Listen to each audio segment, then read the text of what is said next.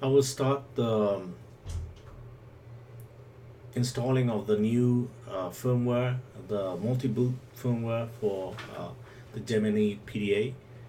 Now I already downloaded and created a partition as you look at here, 26 gigabytes and 30 gigabytes with uh, 5 different choices.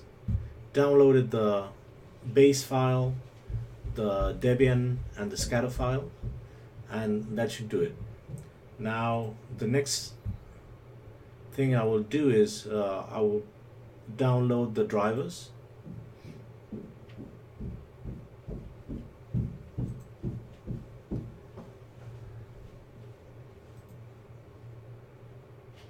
which I'm trying to keep more or less organized. So I'll put it in the folder I was using, which is this one,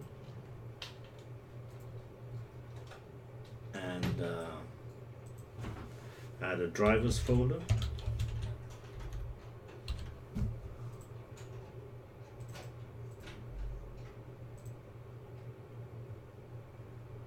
And unzip this.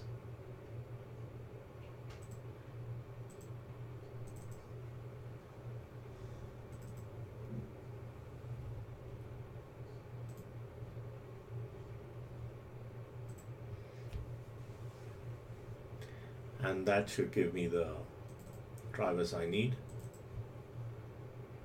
The install.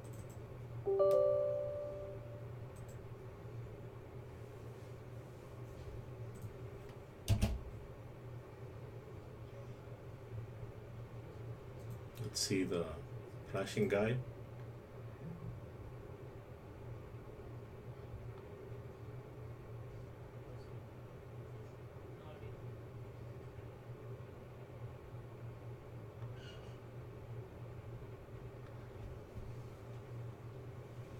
And then I should see the Windows Flash tool.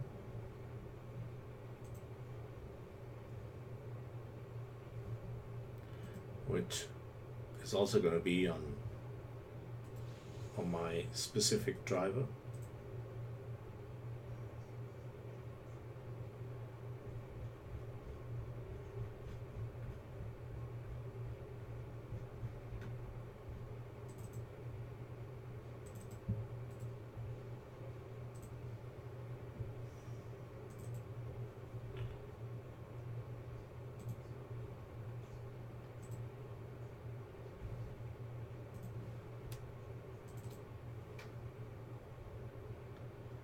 And the information says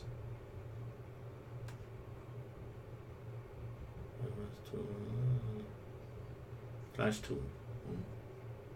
So let's see that. Flash tool. And that's it. So I'll stop the recording and see what happens. So as is instructed in the instruction manual, the first thing we have to do is extract the base firmware, which is this one here, and I will extract it to this same folder.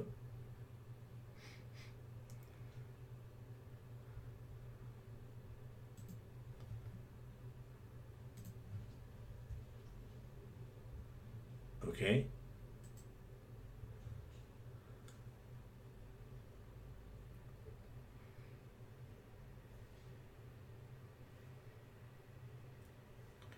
Up to now, I'm not sure if the drivers are correctly installed. I will probably see them when I turn on the Gemini, which is currently connected but not powered on. That's it for the driver, and there it is. Now what is said here is that all the other files should be included into that folder, so that's what we'll do. This one here has to be moved, so I'll cut it and I'll put it in there.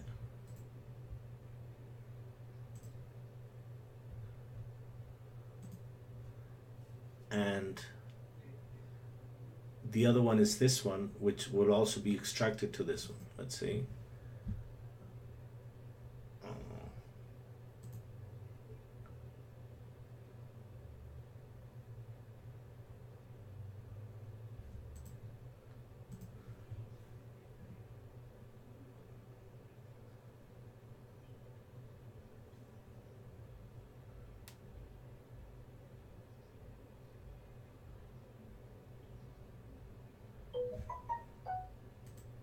Okay, so now we'll choose this one and extract here. Gemini, okay.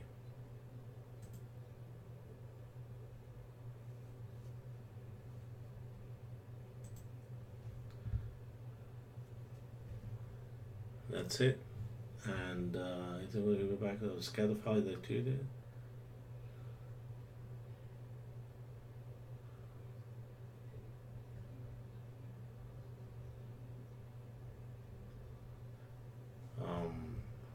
Once you choose the file,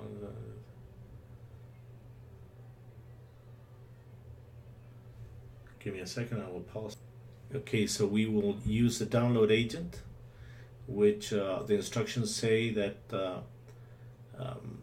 the DA bin, which is located in the Flash 2 Windows or Windows Flash Linux folder. So we'll go back to my downloads, the Gemini, the Flash 2 Windows, and that's the file. Okay, scatter file loading should be set to which is loading a firmware folder. Okay, scatter file, which is in my it should be this one. No, let me see. That's it.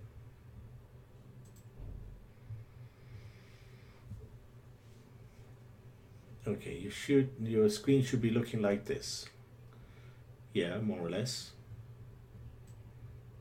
Now if I make a mistake, I don't know what's gonna happen. Probably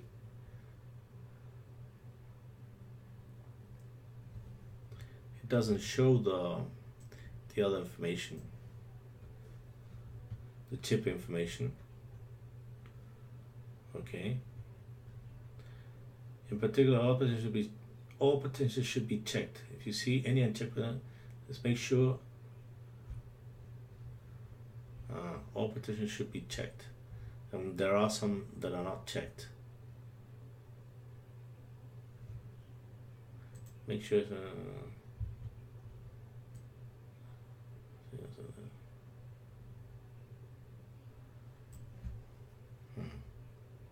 Okay, I'll have to check this. Give me a second.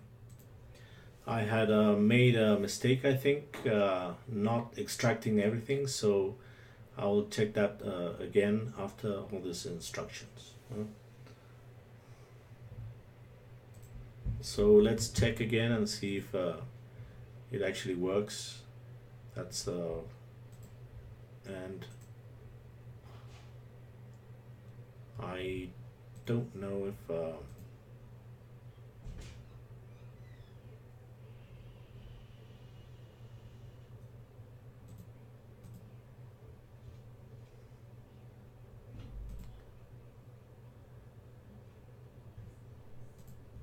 that's a file, and let's see.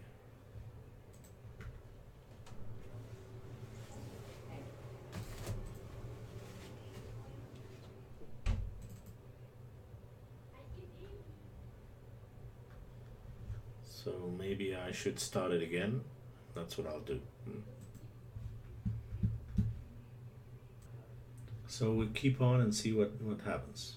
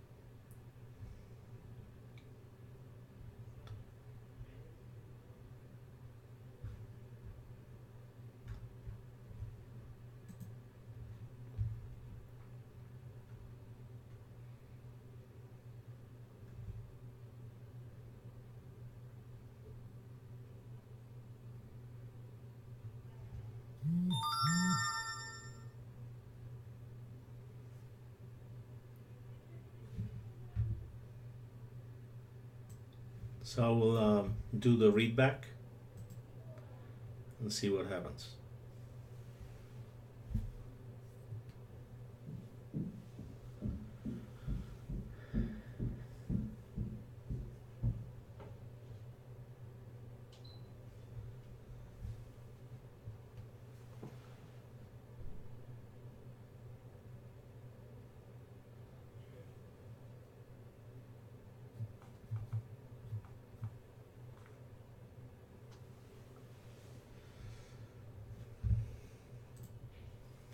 So the instructions were not very clear. What you have to do is press the download button and the firmware upgrade selection, and then disconnect your PDA from the computer, turn it on again, and the system will start identifying and flashing.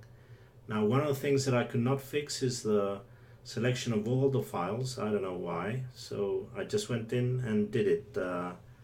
Hope this works. So now it says download OK, and let's see what the instructions say.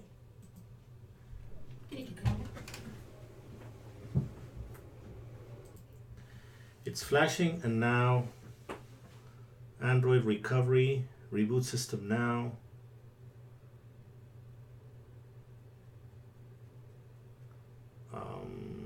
It's come up with a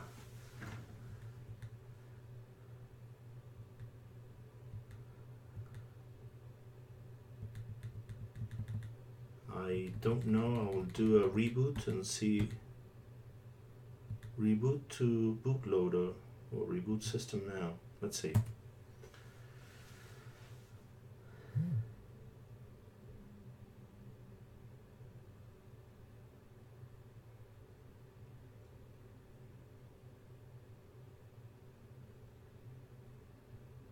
At least it's showing the animation with the planet powered by Android, and it doesn't seem to be doing anything.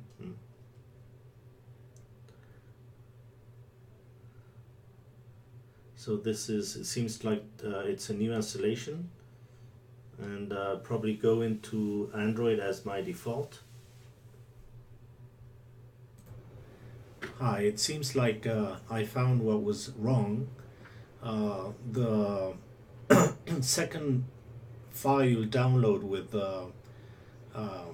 Linux and the Sailfish operating system, when extracted, create a new folder, and that should be actually uncompressed on the same folder as the main boot firmware. And that is why on the update tool or flash tool there were two parts that were not selected.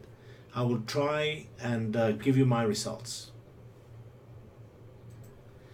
As you can see on the screen, the flashing is actually taking pretty longer than the first one. So it seems like it didn't have the other operating systems that only installed the Android system and not the Linux or the Sailfish. So now we're seeing the other flashing.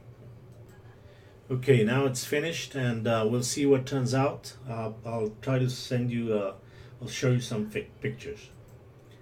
Well, what happened finally is that I was able to boot. I'm not sure how useful this will be, but the Sailfish I cannot connect to Wi-Fi, but I do get the 3G connection, and the Debian has I have to test it more. Thank you.